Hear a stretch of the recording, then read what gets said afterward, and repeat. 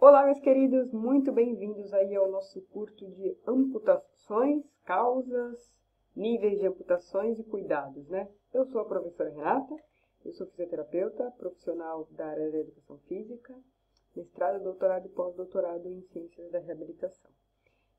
Qual que é o objetivo aqui desse curso, né? Qual que é o objetivo desse curso que eu, juntamente com o Centro Educacional 7 de Setembro, estamos promovendo aí para vocês?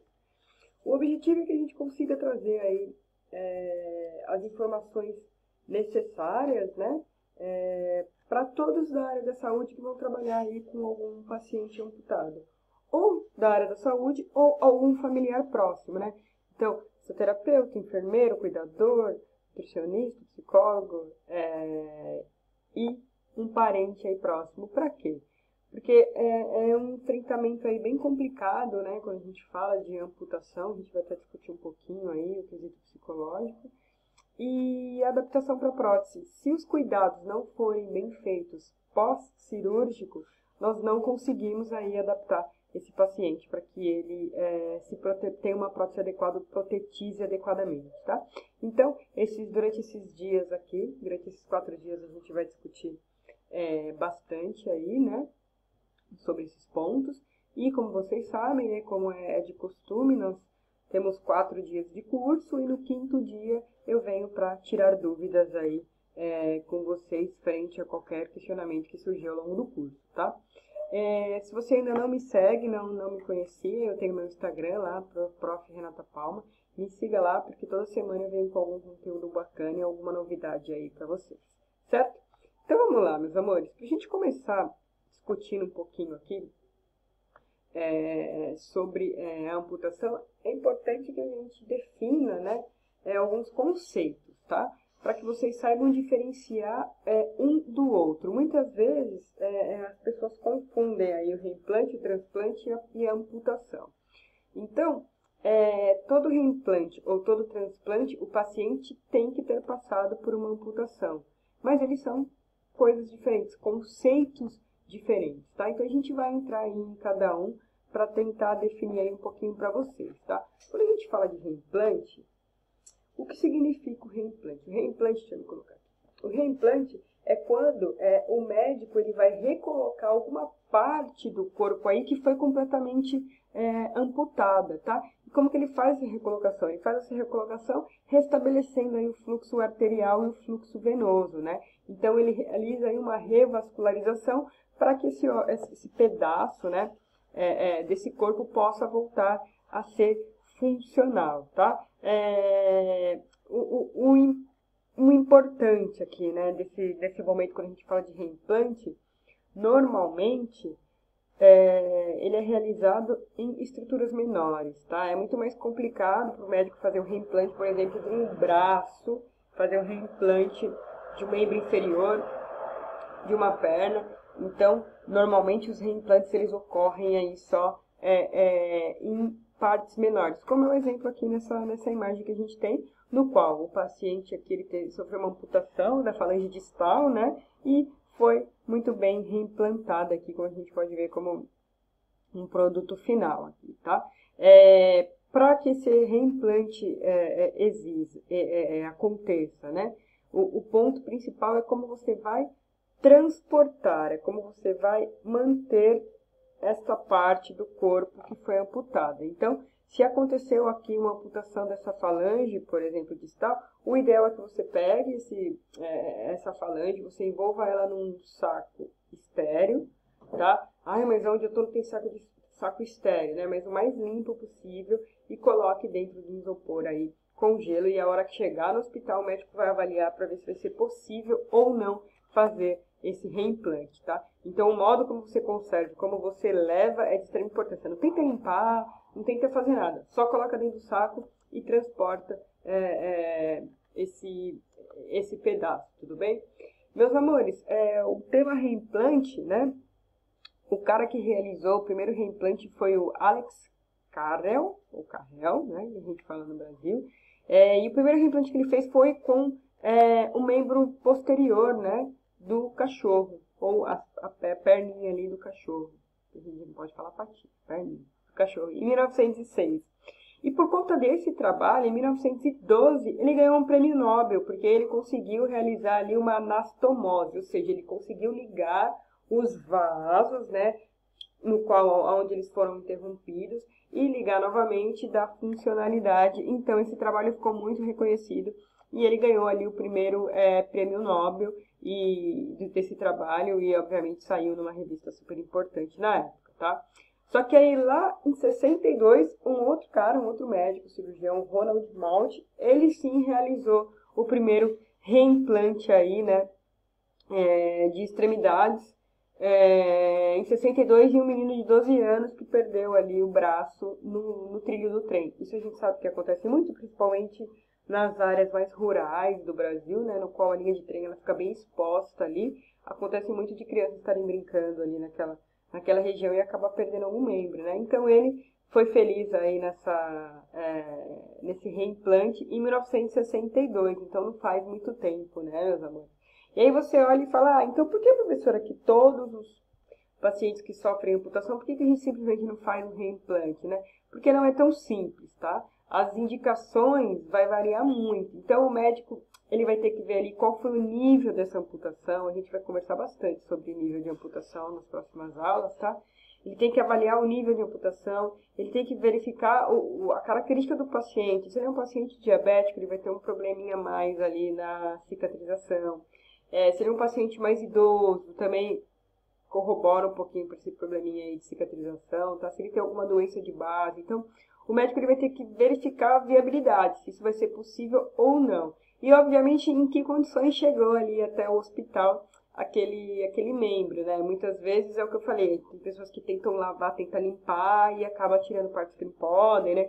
Ou chega muito contaminado dependendo do ambiente no qual a amputação ocorreu, o médico olha e fala, isso aqui vai gerar contaminação, não dá para reimplantar. Então, vai depender aí muito, tem muitas coisas que vão determinar e que podem gerar uma contraindicação de um reimplante, tá? Então, por isso que não são todos os pacientes que sofrem amputação que fazem uma cirurgia de reimplantação, tudo bem? Aí a gente tem uma outra modalidade, que é uma modalidade um pouquinho mais jovem, que eu falo, né? Que é o transplante, né? O transplante é quando a gente pega o tecido, o órgão, o membro de uma pessoa que já faleceu e transplanta para um receptor.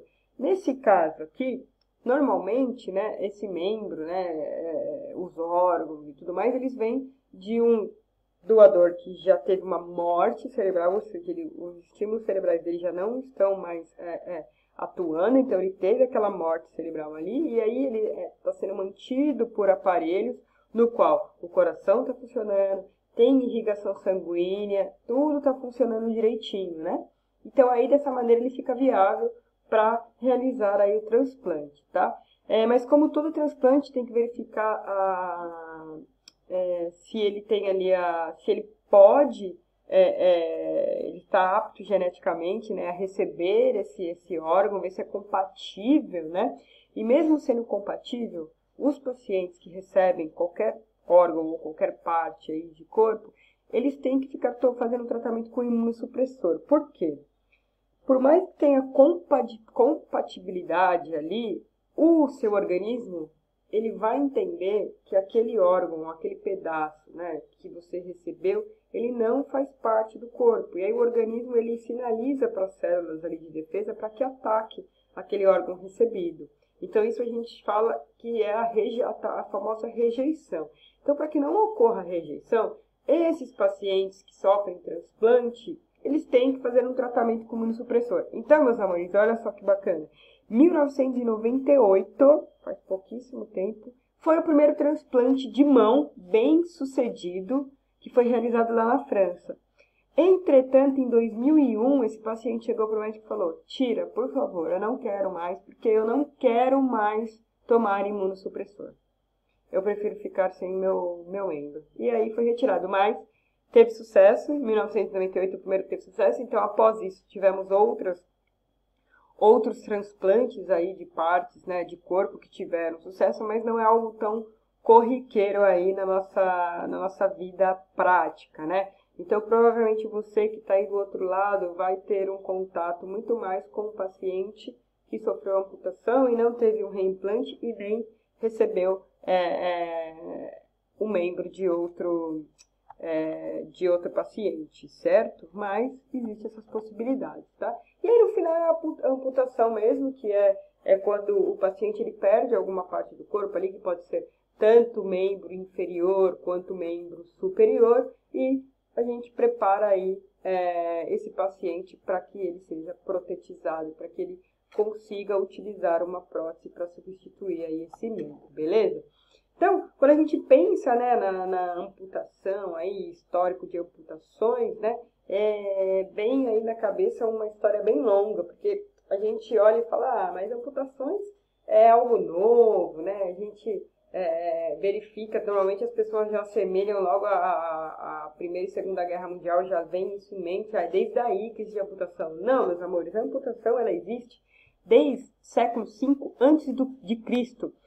Esse carinha aqui, ó, nada mais nada menos que Hipócrates, que é o pai da medicina, o pai de tudo que a gente fala aqui, ele já realizava amputações em casos de gangrenas. Então, como foi muito bem documentado, e tem várias obras, né, no quais eles pintaram aí algumas amputações, a gente tem essa obra aqui, no qual, se vocês verificarem aqui, ó, o membro inferior esquerdo do paciente, ele está gangrenado, né? Ele está com uma coloração diferente. E a gente vê que aqui ele sofreu uma amputação. Então, nesse momento, Hipócrates percebeu que se não amputasse os membros gangrenados, pode ser que ele ia afetar todos os outros tecidos e esse paciente poderia vir à morte. Então, ele começou a realizar aí amputações em membros gangrenados.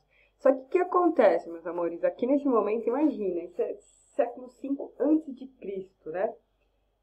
A amputação, a anestesia, não existia. Era álcool, eles davam álcool mesmo para o paciente, cachaça ali, ó, toma, e aí a gente corta ali a seco, né?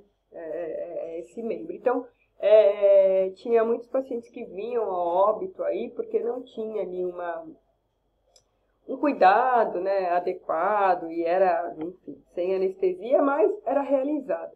Aí na Idade Média, né, veio um cara, esse Apia aqui, que ele revolucionou na cauterização, né? O que seria a cauterização? Vamos cortar, a hora que corta, começa a jorrar um monte de sangue, né? E aí ele falou, não, se a gente cauterizar esses vasos, bloquear esses vasos, esse paciente não vai sangrar mais. Então, ele foi o pioneiro aí de cauterização. Só que nessa época, meus amores, a cauterização era feita com óleo quente. Então, cortava lá a perna do paciente ou o braço, jogava óleo quente e dessa forma cauterizava os vasos. Um pouquinho dolorido, né? Então, 1585 veio esse cara aqui, esse francês, o Ambroise Paré, e ele mudou aí um pouquinho a história, né? Primeiro que esse cara ele foi muito revolucionário aí no quesito da medicina, né, do que a gente trabalha até hoje. Ele foi um cara que associou sífilis com doença cardíaca, ele associou sífilis com doenças neurológicas. Ele era um cara que ele trouxe bastante, ele enriqueceu bastante a medicina. E principalmente nessa situação aqui de amputados. Primeiro, os caras que levavam tiro, né, e nessa época tinha bastante, trabalhavam muito com as armas, trabalhavam muito com pólvora, eles tinham uma crença de que a pólvora era venenosa. Então, quando um cara tomava um tiro em alguma região, eles iam lá e jogavam, faziam a cauterização com óleo quente e cortavam. E aí ele verificou que, na verdade, a pólvora não era venenosa, então ele começou a tratar as feridas ali, né, a cauterizar com bálsamo, né, então ele começou a trabalhar aí com algumas ervas medicinais, então ele foi um cara bem revolucionário, tirou essa crença de que pólvora era venenosa, né, que tinha veneno. E, paralelamente a isso, ele inventou o torniquete. Então, o que é isso? Não precisava mais ali de aquela cauterização imediata, porque ele colocava o torniquete no membro e cortava.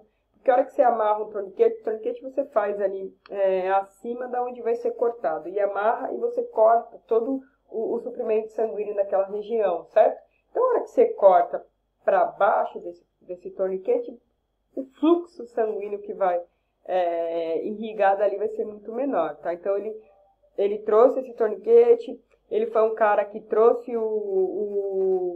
começou a trabalhar com revascularização, nessa época ligar vasos, então ele foi um cara bem importante no histórico das amputações. E, obviamente, no século XX, infelizmente, tivemos aí 2 grandes guerras mundiais, e nos quais os soldados aí pagaram bem alto o preço, mas isso trouxe também um avanço tecnológico ao redor do mundo quando a gente pensa em amputações, né? Porque esses caras eram amputados e eles precisavam devolver aí alguma função para ele, alguma funcionalidade. Então começaram a aprimorar as cirurgias nessa época e começou a fase de uma protetização mais avançada, né? Ah, não usava prótese antes? Usava, tanto que se algum dia vocês tiverem o prazer de ir até o Louvre, lá a gente tem uma escultura no qual tem uma prótese lá, de século lá, próximo depois de Cristo ali, mas 5, 10 depois de Cristo. Então já se usava a prótese, só que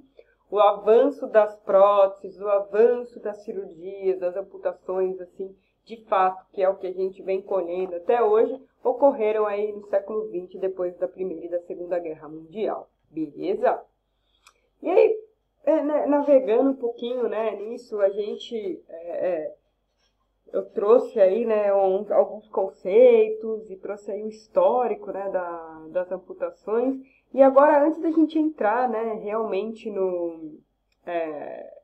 da cirurgia e tudo mais, é importante a gente conversar sobre o trauma psicossocial. Você, que é da área da saúde, que vai ter um paciente amputado, ou você tem um familiar amputado, você tem que saber que isso acontece.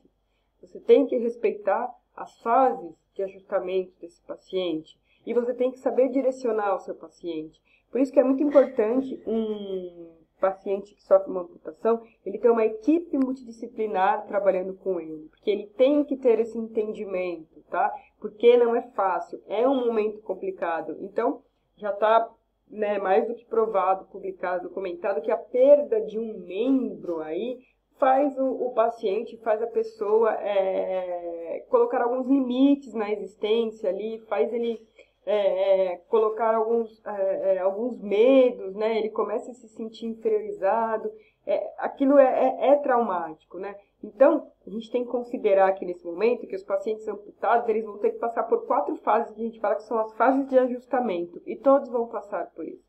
Então, a primeira fase, meus amores, é o impacto. Cara, às vezes o paciente ele nem tem tempo de receber a notícia de que ele vai ser amputado. Ele sofre um acidente e ele acorda e já foi amputado, tudo bem? Ou às vezes ele recebe a notícia, ó, a gente vai ter que amputar, né? Retirar algum membro ali. Então, o primeiro é o impacto, é aquilo, ó, puf, opa, perdi um membro ou vou perder um membro, certo? Segundo momento, né? Segunda fase, é o isolamento. Então, esse cara, ele não quer mais ter contato com ninguém, ele quer se isolar, ele se torna mais agressivo. Você que vai estar no dia a dia ali com ele, cuidando, independente da área que você for, ele vai descontar em você, ele vai gritar, ele vai falar que ele não serve para mais nada. Então, ele vai passar por esse momento, certo? A hora que ele passa da fase de isolamento, desse momento que é o mais difícil ali, né? Principalmente para quem está ao redor, para ele o mais difícil vai ser o impacto, mas o isolamento para quem está ao redor. Ele vem no reconhecimento, então ele começa a reconhecer ali que ele perdeu aquele membro e que ele vai ter que viver ali para uma nova vida, tá? Então, aí a gente vem para a reconstrução, que é o qual ele reconstrói a nova vida dentro daquela alteração que ele sofreu e muitos se adaptam aí de uma forma positiva. Eu acho importante falar nesse ponto, meus amores, o quanto o nível socioeconômico influencia, tá? Infelizmente, no Brasil, a gente, quer dizer, no mundo, vocês vão ver que a maior causa de amputação são doenças vasculares ali, né? Que causa diminuição, gangrenas ali. Então, diabetes, né? E outras alterações vasculares. Mas no Brasil, principalmente diabetes. E a gente já sabe que não são todos os pacientes que muitas vezes têm acesso ao kit para verificar a glicemia. Então, não são todos os pacientes que conseguem controlar essa diabetes, principalmente quando são os pacientes de nível socioeconômico aí um pouquinho mais reduzido. Então, esses caras aí, normalmente, são os caras que mais sofrem amputação, porque não conseguiu controlar aí, a diabetes. E também está publicado que conforme o nível socioeconômico, né, conforme for menor, né, com menos acesso às informações e tudo mais, é um cara mais difícil de protetizar. É um cara que ele não chega na reconstrução, ali no reconhecimento. É um cara que ele fica no impacto e no isolamento e não consegue sair daí. Então é de extrema importância você que vai trabalhar nessa área entender essas limitações, entender como que a gente pode atuar em conjunto aí com esse paciente. Beleza?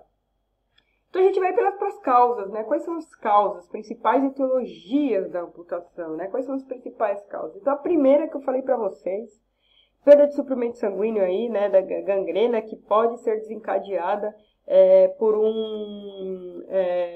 uma alteração vascular. Então, é a primeira e maior causa Brasil e mundo, tá? Que são os pacientes que mais sofrem amputação, são os pacientes aí que apresentam alguma gangrena por alguma alteração vascular, tudo bem? A segunda maior causa, traumatismo. E aí vai muito de cultura, né? Vai muito do local onde esse paciente mora, né? Tem pacientes que eles perdem um membro ali por serra. Meu avô, ele era marceneiro e ele tinha serra dentro de casa, porque a marcenaria dele era na garagem. E ele perdeu 2 dedos. Ele era vivo, ele trabalhava assim os 2 dedos, tá? Então são traumas muito comuns, dependendo ali da função do seu paciente, no que ele trabalha, né? Então, se é um cara que ele corta madeira, ou ele vai cortar árvore, né? Mais ali pro centro ali do Brasil, né? Região centro-oeste que a gente tem bastante. Então, vai ser muito mais corriqueiro você ter pacientes aí por um traumatismo, por uma serra ou alguma coisa assim. Dentro desse traumatismo, né, a gente também pode ter esmagamento ali, dependendo novamente de onde o paciente trabalha, queimaduras, né, às vezes queimaduras térmicas ou elétricas, pode gerar aí, diminuição desse suprimento sanguíneo e fazer com que esse paciente sofra uma amputação. O terceiro grande ponto aí, né, é por tumores, tá? Então, se o paciente ele apresenta algum tumor ali em determinada região, óssea, principalmente, né?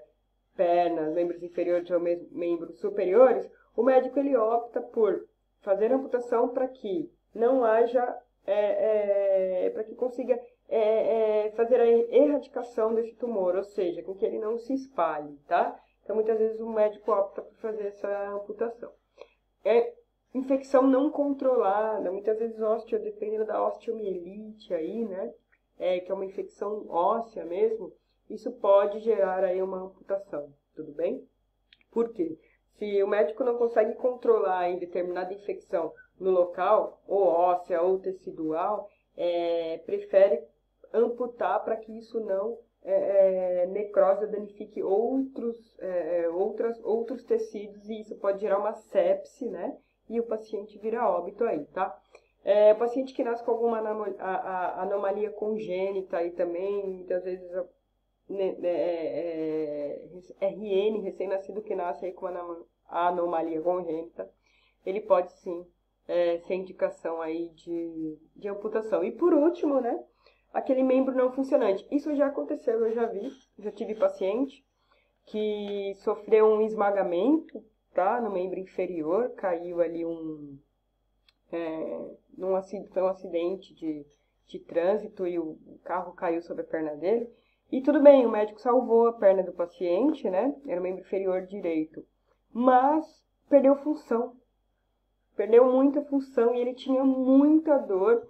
E foi um trabalho também bem difícil. É aquelas 4 fases que a gente falou, né? Para aceitar que se ele amputasse e protetizasse, utilizasse uma prótese, a vida dele ia ser muito mais funcional, com menos dor e ele ia ter uma liberdade maior para fazer as coisas. Só que demorou aí alguns aninhos, tá? Então isso acontece, às vezes o membro tá ali, não sofreu nenhum arrancamento, né, que a gente fala, o esvaziamento, o membro tá ali, mas não é funcionante.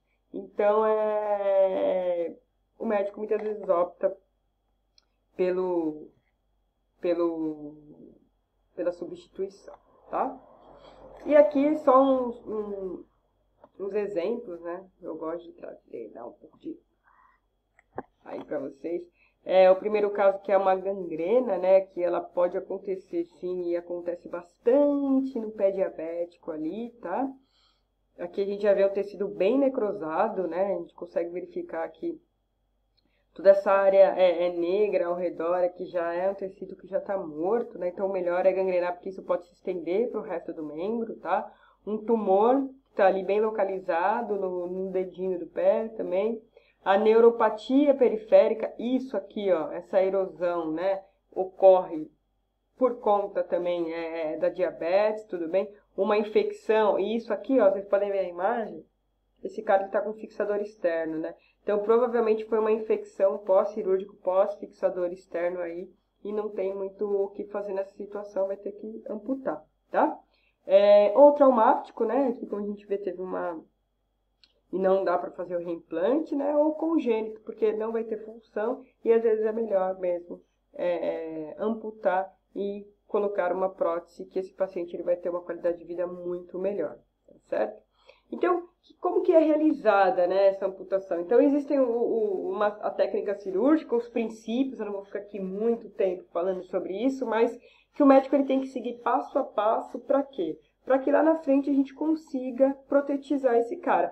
Se ele não seguir todas esses passos durante a cirurgia, pode ser que esse cara não consiga ser protetizado. E aí o que vem depois? Vem o pós-cirúrgico, né? Vem os cuidados, que também se não forem seguidos à risca, a gente também não consegue protetizar esse cara, tá?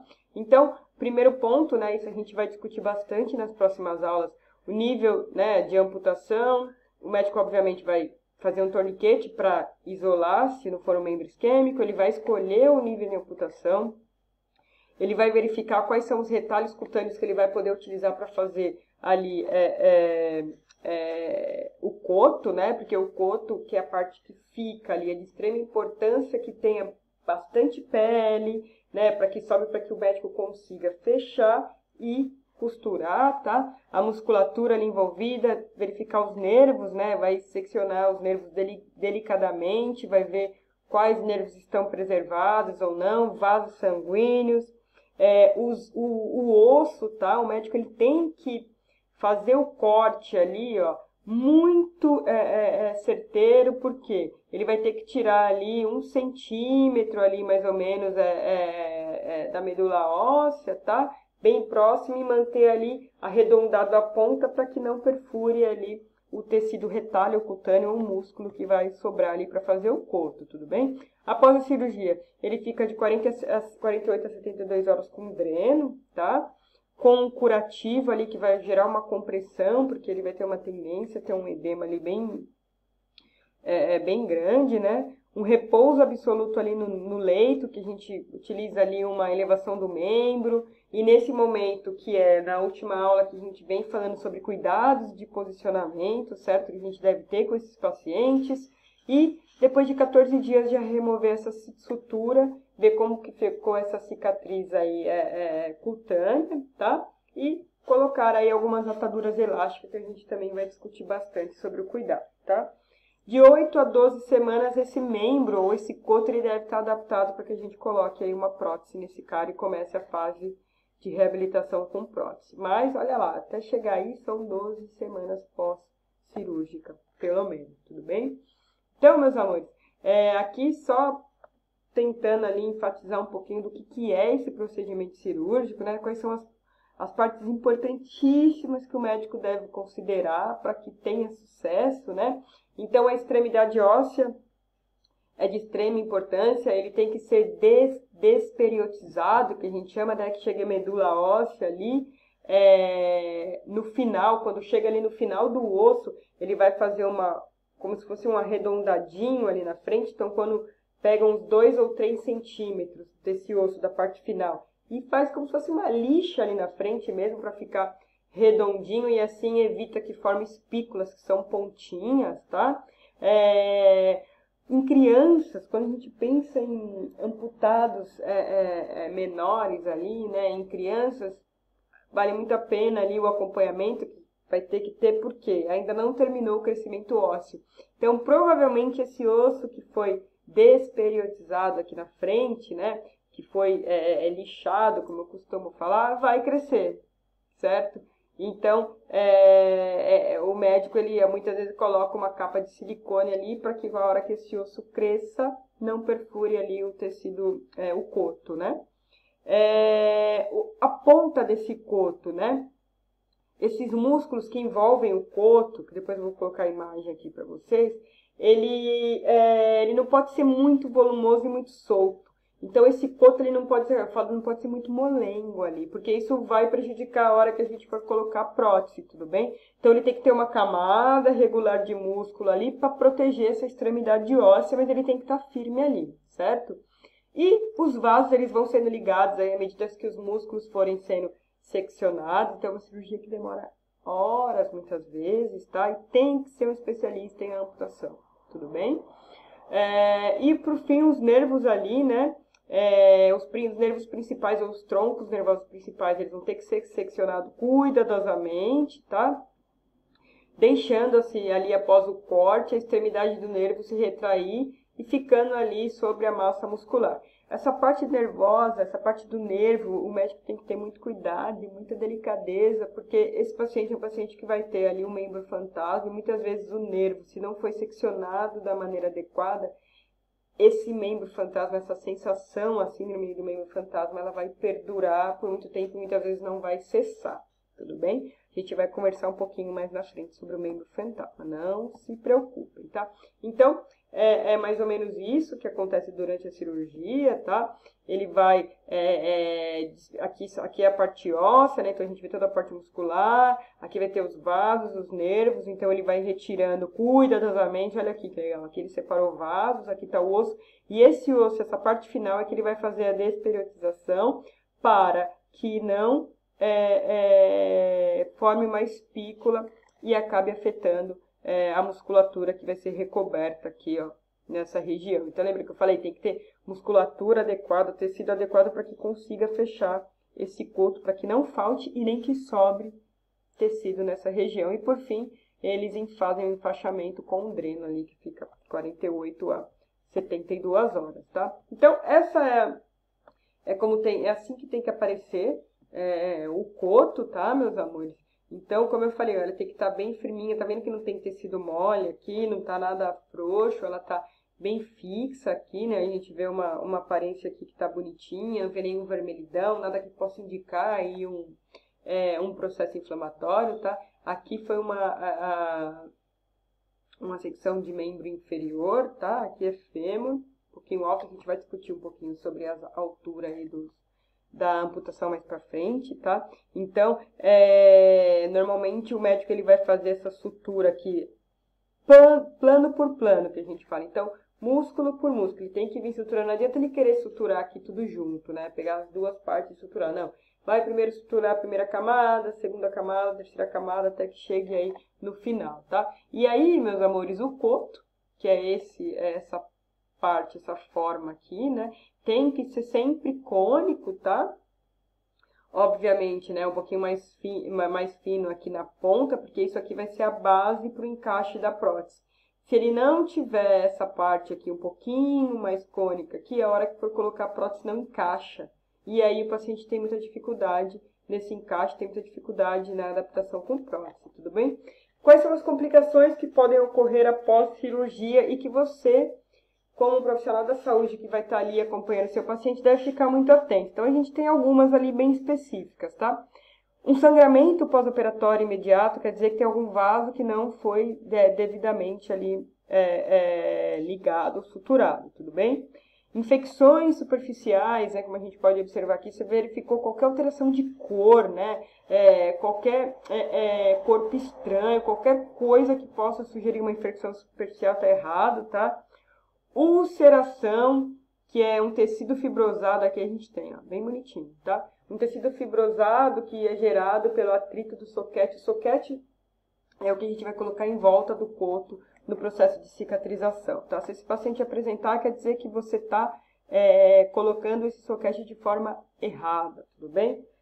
O comprimento do coto, aí não é tanto nós, né? A gente pode observar, mas quem vai determinar o comprimento do coto vai ser o médico, obviamente. Mas a gente já consegue fazer uma avaliação e observar. Se ficou muito pequeno, se ficou muito grande, pode ser que não dê alavanca para a prótese ali.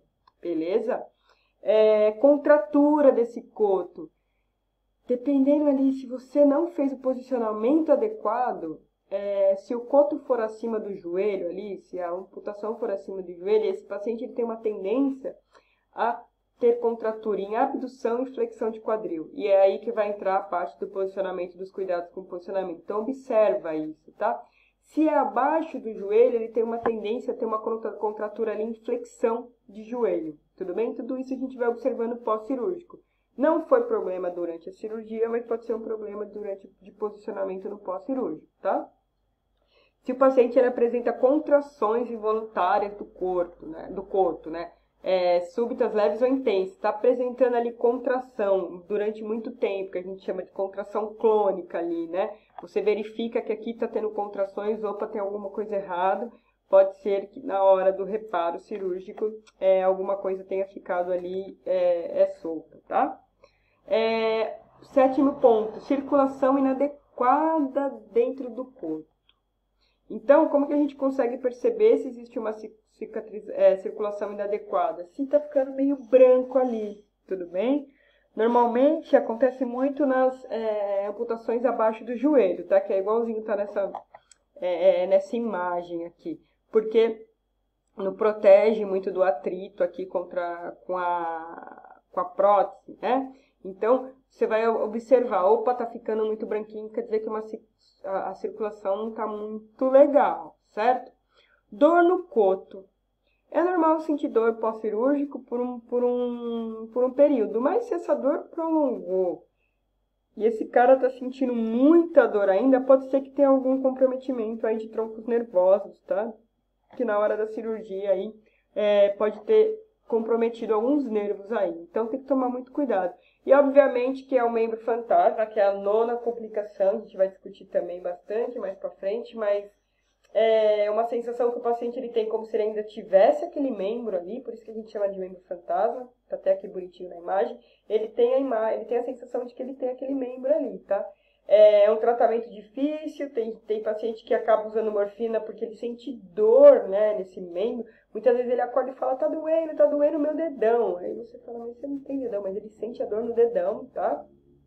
Isso pode acontecer por diversos fatores, que a gente vai discutir aí um pouquinho mais pra frente, tudo bem? Mas é uma complicação que é um pouquinho mais complicada aí, mas que você, como o prestador de serviço da saúde ou como familiar tem que saber que isso existe, não é invenção do paciente, beleza? Hiperestesia do coto, né? Ele tem muita sensibilidade ali naquele coto, então tudo que toca ali ele tem aquela hiperestesia, ele sente demais, ele sente uma dor ali, não consegue controlar, tá?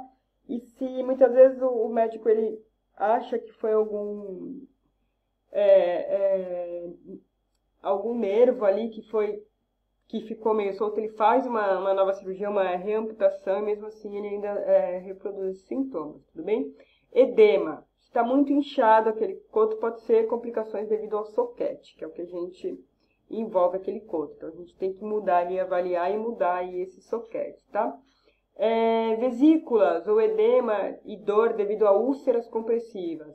Então, se o cara começa a apresentar ali na ponta do coto, né, umas úlceras, umas vesículas e muita dor, pode ser prótese mal adaptada. Reavaliar essa prótese do cara, tá? A complicação que é a hipertrofia óssea, isso vai acontecer muito em crianças, que é o que eu falei, né? A criança ainda está em fase de crescimento ósseo ali, então esse osso acaba crescendo mais e isso vai gerar dor, não vai perfurar coto, e a gente tem outros problemas, muitas vezes tem que fazer uma nova reamputação ali, beleza? Complicação com a adaptação da prótese, obviamente que tem muito fator psicológico, mas algumas vezes a prótese pode estar frouxa ou o coto ele é muito curto e não dá a biomecânica ali para aquela adaptação, tá? E problemas cutâneos, né? Alguns pacientes apresentam alergia contra soquete, ou com alergia em relação ao soquete ou em relação a algum outro produto que está sendo aplicado ali naquela região. Então, observar muito se esse paciente está apresentando aí alguma dermatite ou algum problema cutâneo. Ah, professora, todos os pacientes são indicados a prótese? Não. Então, nem todos os pacientes são indicados a prótese. Então, quais são as contraindicações de próteses, né? Contraturas por posições viciosas. E quando isso acontece é muito triste. Porque a gente olha e fala, a cirurgia foi legal, o paciente até que tá... a gente trabalhou legal na equipe, ele tá com a cabeça legal para uma adaptação de prótese, mas o posicionamento foi mal feito. Ele não vai conseguir adaptar essa prótese.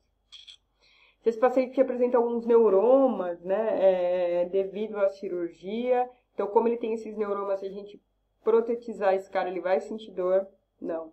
Espículas ósseas, que é a ponta óssea ali, que eu falei para vocês que fica uma pontinha, impossível, aí é cirúrgico, tá?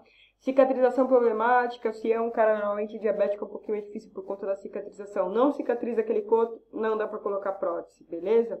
A pele ela é aderente, então se na hora que o médico fez a cirurgia e ele cicatrizou com a pele bem aderente, não tem uma mobilidade ali, não conseguimos pôr prótese, tá? Se ficou muito frouxo aquele coto, né, ficou muito solto, às vezes as partes moles aí tá em excesso, a gente também não consegue, porque vai machucar dentro da prótese, né, uma flacidez excessiva ou até mesmo uma atrofia excessiva desse coto, pode não ser um candidato à prótese. Então, se nós considerarmos aqui nos cuidados pós-cirúrgicos, né, que não tem a ver com a cirurgia, onde que a gente consegue entrar aqui, né, para evitar, tá? Contraturas por posições viciosas e atrofia aqui excessiva desse coto, porque a gente vai fazer um trabalho aí, um exercício para que isso não aconteça. Então, esses casos são os que mais ocorrem para que o paciente não consiga protetizar. Então, a gente consegue trabalhar aí com alguns cuidados especiais em cima dessas alterações. Certo, meus amores? Então, essa aqui é a nossa primeira aula, eu espero que vocês tenham gostado. Amanhã a gente vem com a segunda parte, no qual eu vou falar dos níveis de amputação, tá? Então, a gente vai trabalhar bastante nível de amputação de membro superior, inferior e depois os cuidados com relação a essas amputações. Tudo bem? Então, ficamos por aqui hoje e espero vocês amanhã. Beijos.